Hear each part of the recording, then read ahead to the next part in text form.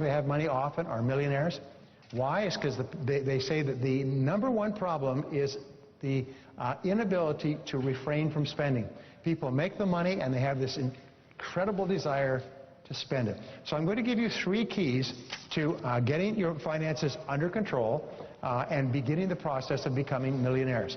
My promise to you is that if you decide to become a millionaire, you will. And the first part of becoming a millionaire is the hardest. Here's an interesting graph that was done. Remember the 80-20 rule? Here's 80% of the time. Here's 20% of the time. This is the way people become wealthy. Is they achieve most of their wealth in the last 20% of the process. In the first 80% of the process, they're learning, they're saving, they're growing, they're making mistakes. Progress seems very slow. And what happens to most people in the first part of the process if progress is slow? They quit. They quit and they spend it all and go back to zero. But what you do is you just keep on keeping on, knowing that you're getting smarter and smarter, and at a certain point, you hit a flash point, and at this point, all that experience that you've had will suddenly start to pay off. I've spoken to lots of people here today who are wealthy who've had the same experience. You work for a long time. But if you have the patience and the confidence and the trust that if you just keep slogging away, at a certain point you hit the takeoff point. And at this takeoff point, you'll start to make money. I never understood this when I heard Napoleon Hill write about it 50, 75 years ago. You develop a prosperity consciousness. At a certain point, the tide turns and the money begins to flow to you like a river. And what would have taken you 10 or 20 years to earn, you earn in a month or 2 months. And you can't even believe this until it happens. Does anybody know what I'm talking about here? By the way, it's the most remarkable thing. And so this is our goal. But in order, in the Bible, and Jim quotes the Bible, remember it's the parable of the talents, which is very interesting. It said, "O good and faithful servant, you have been faithful over small things, I will make you master over many." And the only way that you can become a millionaire is by first becoming a 100-aire, and then a 500-aire, and then a 1,000-aire, and then a 2,000-aire, and so on. People say, well, I want to jump from here to great financial success. That has never happened and will never happen. The era of the dot-com was an aberration in human history. It wiped out $5 trillion worth of wealth and probably destroyed more lives financially than any other plague in history. That's never going to happen again. The way that we make money is we work hard and save our money. So number one rule, as you've heard 1,000 times, is pay yourself first. Pay yourself first, which means to save 10 to 20% of your income. I was talking with David Bach on the phone the other day. Does anybody know who David Bach is? David Bach is a really nice young guy. He's a financial planner who's got a book, and it's the #1 book this week on the Wall Street Journal bestseller list. It's called The Automatic Millionaire. And people are buying this book by the thousands. He has 2 other books, Nice Women Finish Rich, Nice Men Finish Rich. And he has 3 books in the top 10 in the financial bestsellers. Do you know what the books say? Pay yourself first. And people are paying and buying the book and going, wow, what an incredible concept. And he talks to people who come in, working people. The guy's a truck driver, she's a waitress, and they come in to plan their finances. He feels a little sorry for them because they got kind of crummy clothes and they got kind of working class jobs, and together they never made more than $50,000 in their lives, and they're 45 or 50, and then he shows them, this is what the Automatic Millionaire starts with, then they show him their financial plan. They're worth $2.3 million. And they never made more than $50,000 a year. They own homes and cars and businesses and everything else. Why? It's because they just saved their money and invested it carefully. So we say, in order to qualify for big things, you've got to do little things. If you want to be in the championships, you've got to fight you've got to compete in the smaller competitions. So number one, pay yourself first 10 to 20%. Now here is the great challenge, is most people can't do this. Most people say, geez, 10 or 20%. So what I say is this, is start with 1%. Start with 1% of your income. Is there anybody here who could not save 1% of their income? If somebody put a gun to your head, say, if you don't save 1% of your income, it'll blow your brains out. Can anybody here not work it out? Say yes. Okay, we can all do it. So therefore, you save 1%. If you make $5,000 a month, that means you save $50 a month. You open up a separate bank account, and just as religiously as if you're going to be shot if you don't do it, you put $50 a month in that bank account, 1 crummy percent. Now, simultaneously, whenever you get any extra money or something you didn't expect, a bonus, an IRS refund, or something else, just put it into that account. This becomes your financial accumulation account. When you become comfortable saving 1% a month, then you move it to 2% a month. And then you move it to 3% a month. And you do this until you become comfortable. And it's very much like changing the direction of a great ocean liner. As this ocean liner begins to change and change direction, it's very, very subtle, 1 degree at a time. But what you're doing is you're bringing about a fundamental subconscious change from spending everything you make to not spending everything you make. The rule for financial success has been the same for 5,000 years. Spend less than you earn. 5 words. Spend less than you earn. This has been the rule. If you can do this, you can achieve financial independence. If you can't, you can't. So the question is not whether it's possible, but only how. It's only how. Okay, how do we do it? So what we do is we save 1%, and we put it into an account. Now, this is not an account, by the way, for fun, an RV, a vacation, or something else. Open other accounts for that. Jim will talk about that, as do other people. Just save 1%, and then 2%, and then 3%, until you develop the saving habit. And pretty soon, within a year or two, you'll have it up to 10 to 20%. Now, I never understood this, but what happens is that when you save money carefully like this, this money begins to develop an energy. It begins to become a force field. It begins to develop an energy of attraction. And there's a law in the universe called the law of accumulation that says the more you accumulate, the more you accumulate. And the more you have here, the more money you attract into your life. And what happens is you get little bits of money from here and a bonus from there and unexpected money from there, and you save something from here. Instead of blowing it, which we normally do, you put it into this account, and each penny, dollar you put into the account increases the energy. It's almost like this is uranium, and it's increasing the energy power, and it starts to draw more money. It becomes like a force field of energy. Does anybody know about this? It's the most phenomenal darn thing. Many years ago, we were broke. We had to sell our house because I started a business and made every single conceivable mistake. We had to sell. I learned to sell again. We sold our house, sold our furniture, sold our dishes, sold everything, moved to a rented house. And when we sold the house, there was $10,000 left over from carrying costs. And my wife said, I want to put that in a separate account so we're never out of money again.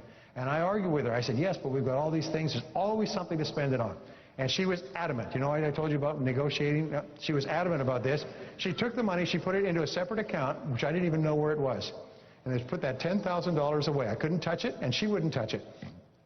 From that day onward, we were never out of money again. It's almost as if we just changed the dynamics of the universe. Now, we worked hard, we went up and down. From that day on, we were never out of money again. Because that money just sat there, and it attracts money, opportunities, ideas. This is such a powerful principle. It's why people become wealthy. So your job is to pay yourself first. And start off by saving 1% per year. Now, here is the second principle, and it's called the wedge strategy for achieving wealth. Is that in life, this is what happens. You've heard the old Parkinson's law that expenses rise to meet income. In other words, no matter how much you make, you spend that amount. Well, so this is what will happen over the course of your lifetime. If you keep engaging in additional knowledge and skill, you'll learn more, you'll earn more, you'll be paid more, you'll increase the slope on your curve, you'll move ahead faster, but if you're not careful, you'll burn it all. Most wealthy people are 2 months away from homelessness. If their income was cut off, doctors, lawyers, architects, engineers, if these people's income was cut off for any period of time, within 2 months they would be foreclosed on, because they're spending everything they have and a little bit more besides. So this is your income. So this is your income, and this is time.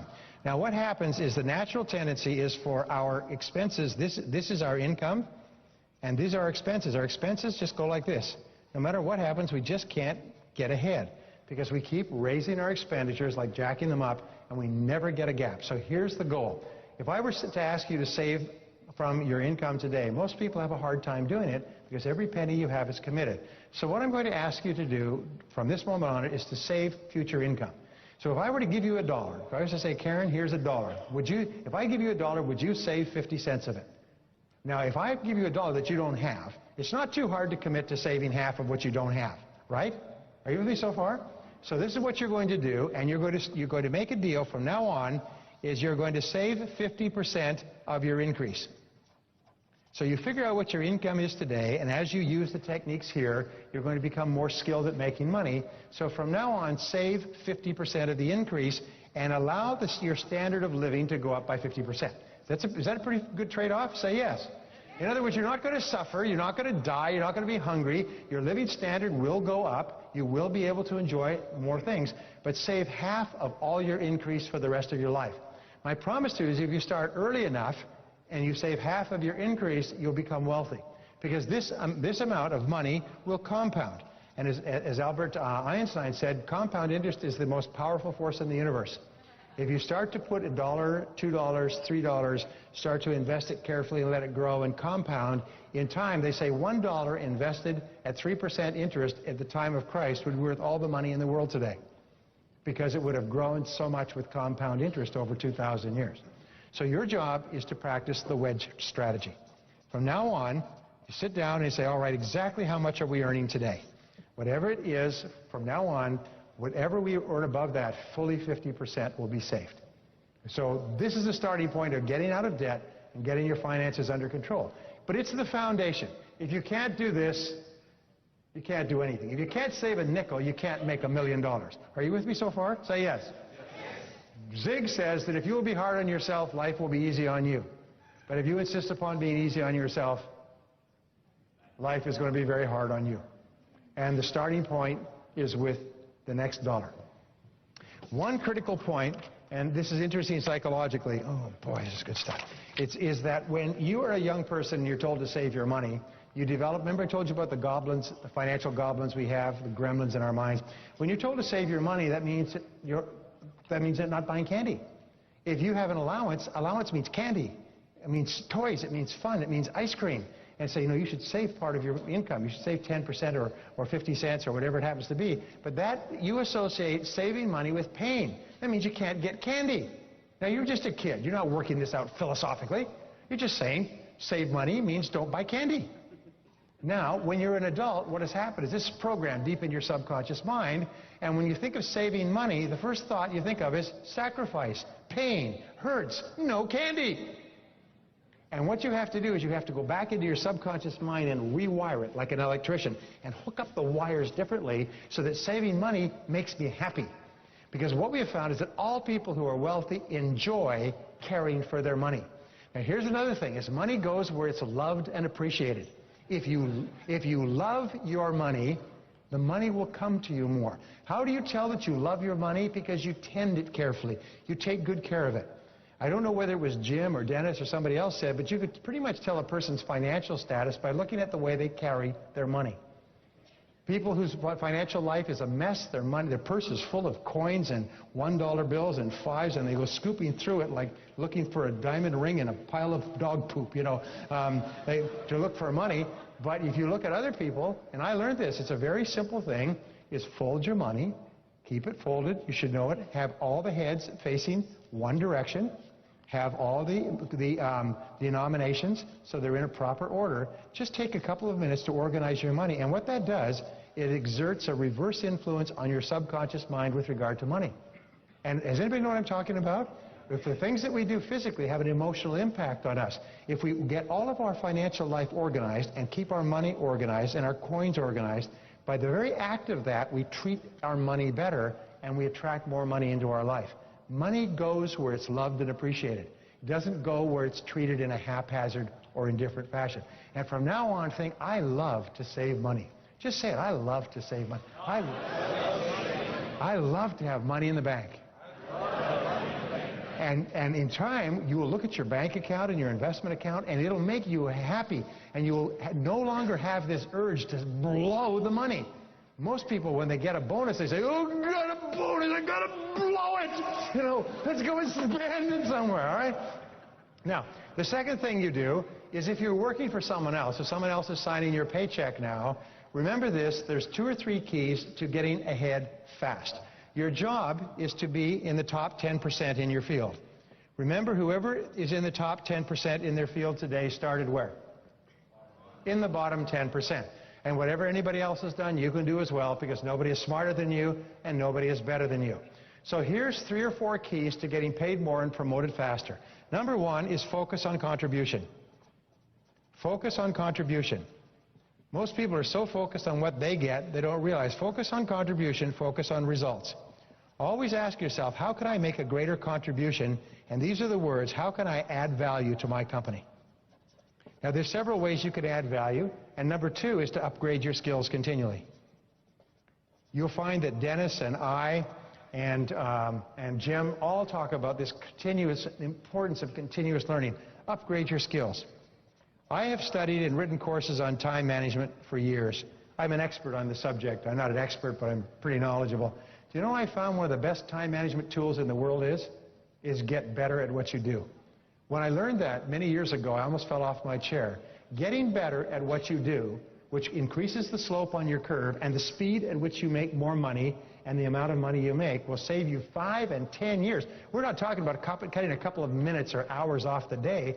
We're talking about years of hard work off your life just by getting better at the most important things you do. And remember, if anybody else can be in the top 10% in anything, you can be as well. Quick story. This gentleman came up to me at my seminar. I said, you know, ladies and gentlemen, what we're talking about today is not rocket science. He came up and he said, you know, I heard that comment about rocket science. He said, I'm in sales.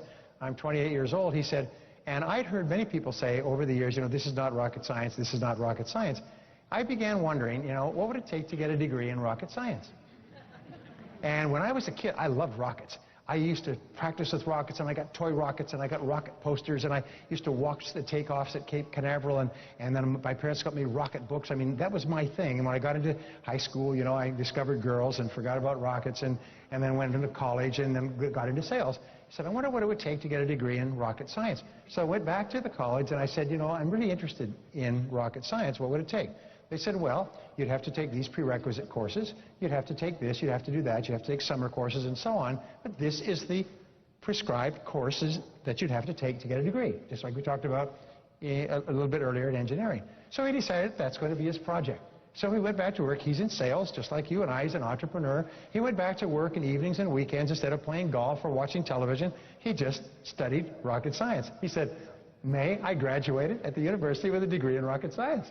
He said, now when somebody says, you know, this is not rocket science, he said, I know, I got a degree in rocket science. he said, it's not that hard.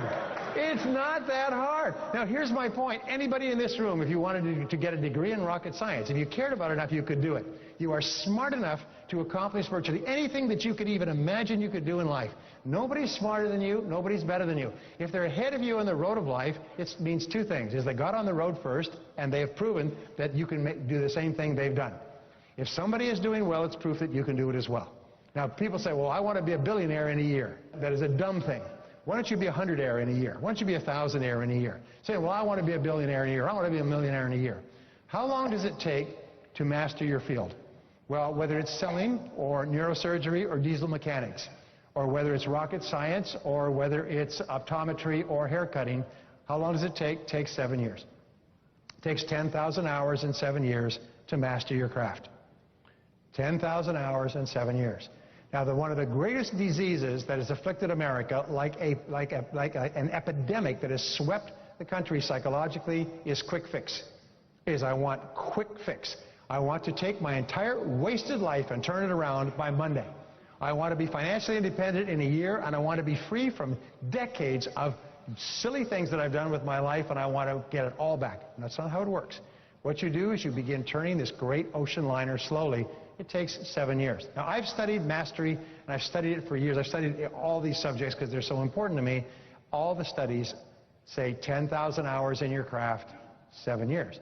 Now, people say, oh, my God, 7 years. I'm 30. I'll be 37 years old. Jeez. Well, how much older will you be in 7 years in any case? The fact is, and please write this on your hand, the fact is the time is going to pass anyway. The time is going to pass anyway. The only question is, where are you going to be in 7 years? Are you going to still be lost on the back roads? Are you worried about money? Or are you going to be on the high road and moving ahead faster and faster?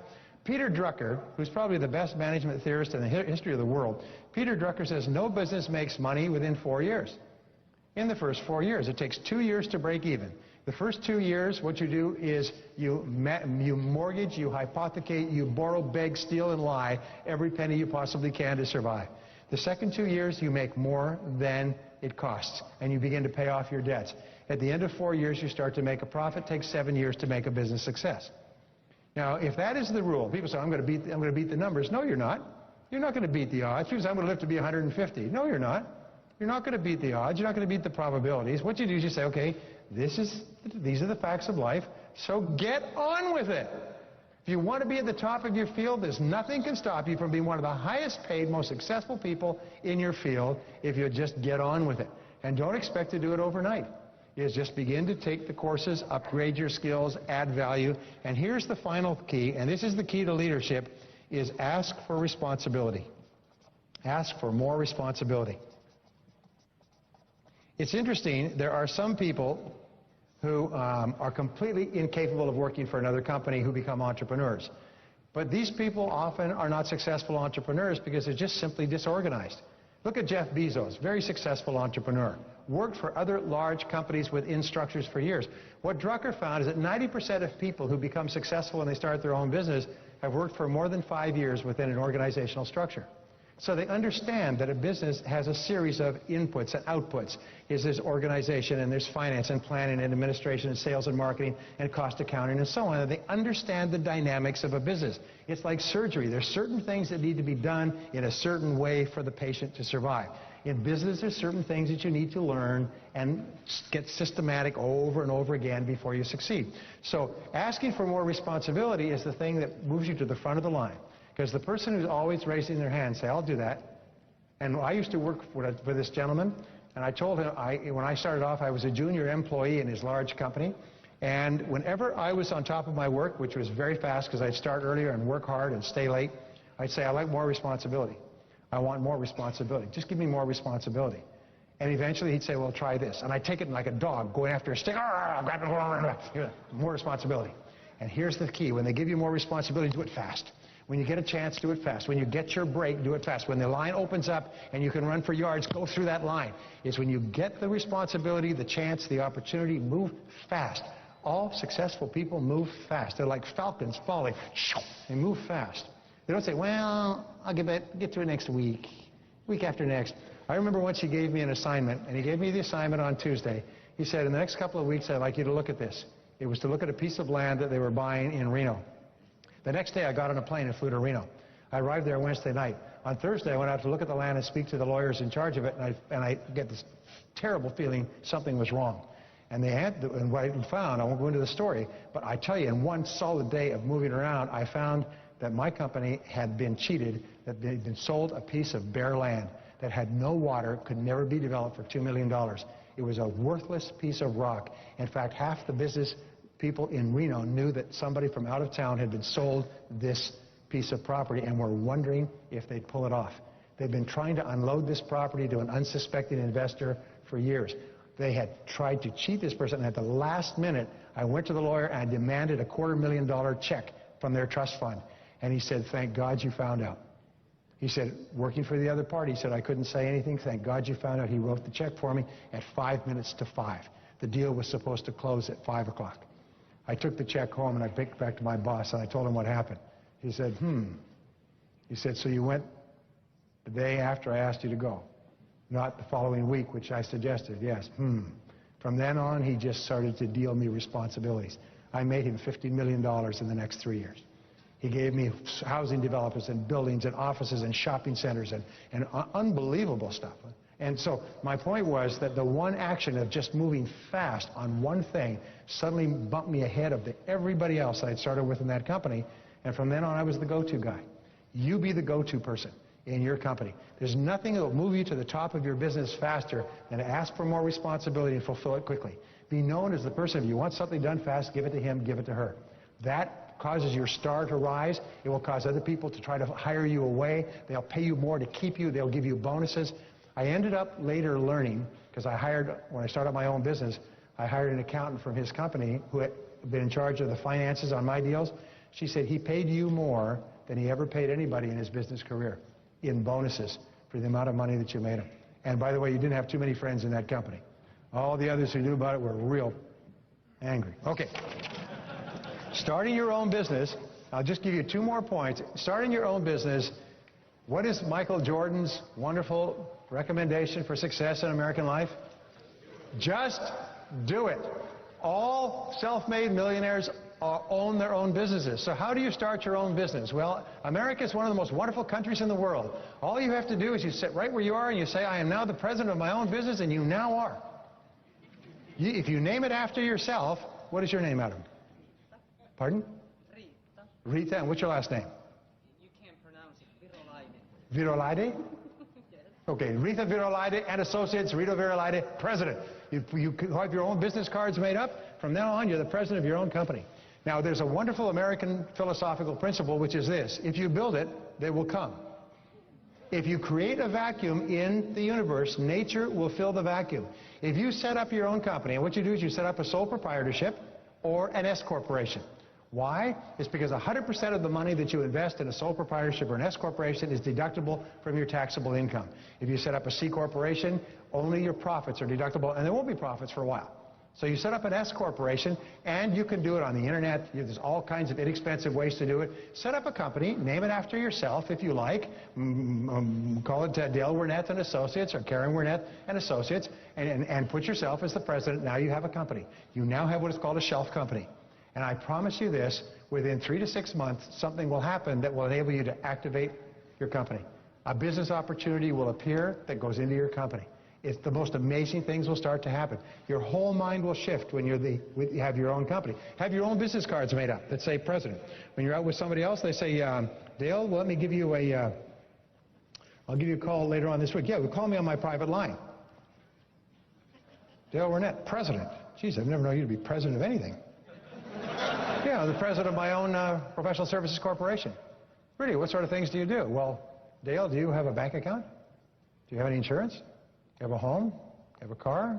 Go to restaurants? Stay in hotels? Use a computer? Well, we're in banking, insurance, real estate, hotels, restaurants, airlines, computers, a little bit of this, a little bit of that. If I told you more than that, I'd have to kill you.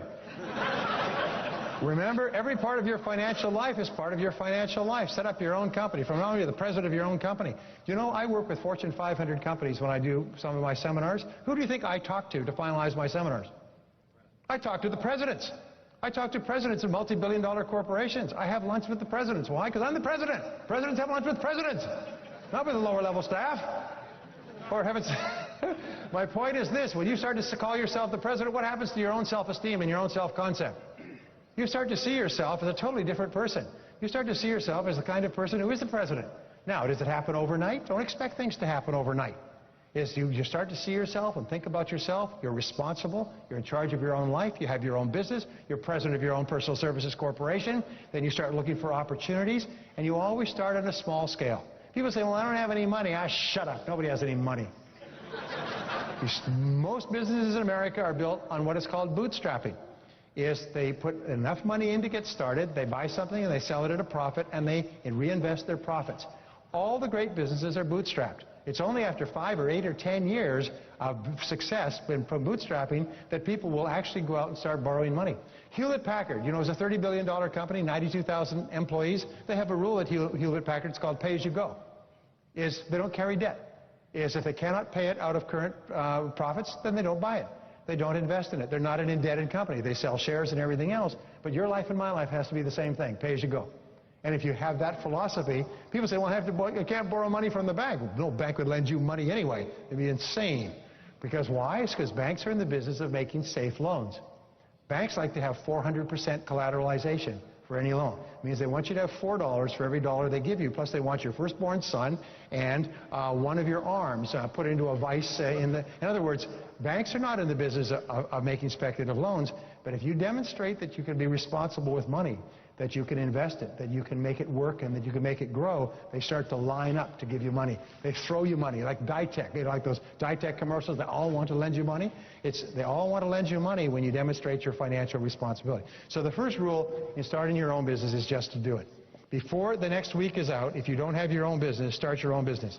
Name it after yourself. You can always change the name later. Put your home address on it if you need to. Now the last point, and then we have to go, has to do with real estate. Now, people say you can buy real estate with no money down. Well, I know enough of this about real estate. If you're going to get into real estate, take one of the great seminars that's being offered on real estate investing. They are really good seminars. Has anybody been to one of these real estate seminars? Are they good seminars? They're very good seminars. Don't try to figure it out for yourself. What they'll do is they'll show you how to start very small, where you invest what is called sweat equity, the time to go out and look at homes, to compare them. The rule in buying real estate with no money down, my friend Dolph DeRoos, who's got the best-selling book, Real Estate Riches, is called 100. Does anybody know this? 100, 10, 3, 1. Has anybody heard that? You have to look at 100 homes before you find 10 where they will they will not charge you, they will not ask for cash, they'll take it back. And of the 10, you make offers on 3, and of the 3, you get 1. And so therefore, for every 100 houses you look at, which is going to take you a lot of time, you get 1 house. I know a guy in Phoenix, by the way, and he has only one way of buying homes. He goes and says, I'll pay you cash for your house if you sell it to me for half price. He gets a lot of dogs sicked on him. He gets chased off. He gets sworn at. They turn the hoses on him. He buys about 1 house a month. He has only one strategy. He goes and asks, lowball, I'll give you half price for your home. Now, he sometimes gets them for 60% and 70% because he finds what is called a motivated seller. A person just wants to get out of the house and move. And so once a month he buys a house. He now owns 29 houses. He's got a net worth of over $2 million. He has a monthly income of $22,000. He's as dumb as ditch water. I'll tell you what, I mean, you couldn't carry a conversation to the post box, and yet he's worth all this money. Anyway, let me wrap up with two points. This is the very best time in all of human history to be alive. And that you are the very best people in all of human history to be alive in the very best country at the very best time.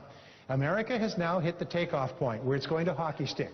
More millionaires are going to be created in the next few years than have ever been created in history. Most of the great millions, we have no idea where they'll come from. And your job is to be one of them. And you'll be one of them if you decide to.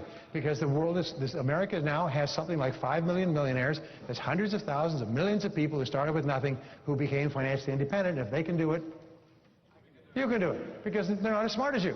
Nobody's smarter than you. Nobody's better than you, right? Your job is to make a decision, set it down as a goal, develop a plan, and work on the plan every day. You set some very specific financial goals. Begin saving your money $1 at a time.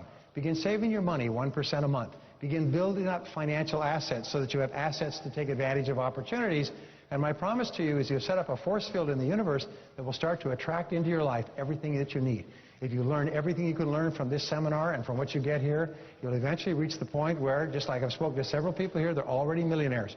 They started off with nothing and became millionaires. And they're back here at the well to learn more things to help them to get on that fast track and move ahead faster. The critical quality is optimism. You've got to be an optimist. I have to tell you this quick story about optimism, and then we're on our way. 2 little boys, Johnny and Jimmy. Johnny is a complete optimist. He's happy. He's positive. He sings. He plays jokes. He's the most popular kid in the neighborhood. He's a parent's delight. He's just not afraid of anything. And little Jimmy, however, his twin brother, they're 10 years old, is a complete pessimist. He's negative. He complains. He cries. He hurts himself. He doesn't like his food. Nobody wants to play with him. He's one of those kids you have to put a pork chop around his neck to get the dog to play with him. You know.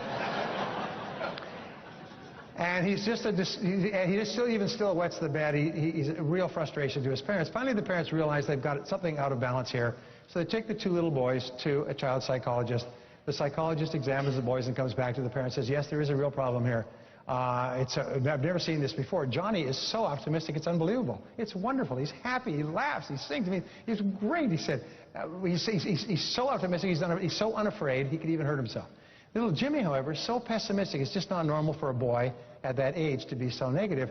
We need to do something to bring the boys back into a greater balance. Well, Christmas is coming very shortly, so this is what they did. Christmas morning, they all gathered around the Christmas tree, and all the presents were for little Jimmy, the pessimist. Every single present. And they gave him the present one after another. They were hoping that this would really sort of blast out his thinking. And so they gave him the present, but he didn't like the color. And he didn't like the model number. And it wasn't what he asked for. It wasn't what his friend had. It wasn't what he hoped for. It wasn't what he wanted. And he had a complaint about every single present. At the end of the opening, he's sitting there surrounded by presents and wrapping paper. He bursts out in tears, says, "This is the worst Christmas he ever had in his whole life." The parents are just beside themselves. Here's little Johnny sitting there, smiling at his little brother. He says, "Is there anything for me?" And they go, "Oh, yes, there's one thing for you. It's out in the garage." So they took him out to the garage, and there in the double garage, they opened up, there's an 8-foot-high pile of horse manure. They had a farmer bring it in the night before, filled the entire garage full of this horse manure. He says, "Geez," he said, "what's that?" He said, "It's horse manure." He said, "I've never seen so much horse manure in my whole life." "Wow. Well, this is your Christmas present." "Wow. What do you have to say? He said, wow, I've never seen so much horse manure. And he's standing there looking at this horse manure, and the parents stand there, and they stand there, and finally the parents say, well, we're hungry, going in the house for breakfast. So I go in the house for breakfast, and they leave him there. But half an hour later, they say, Johnny hasn't come back in. They go, oh my. It didn't work for little Jimmy the pessimist, but I hope we haven't overdone it with Johnny. So they go rushing back out to the garage. They open the garage, and there's Johnny. He's diving up and down this pile of horse manure. He's burrowing in the horse. He's throwing it in the air. He's singing. He's having a fabulous time. They say, Johnny, what are you doing? He said, with all this horse manure, there's got to be a pony in here somewhere.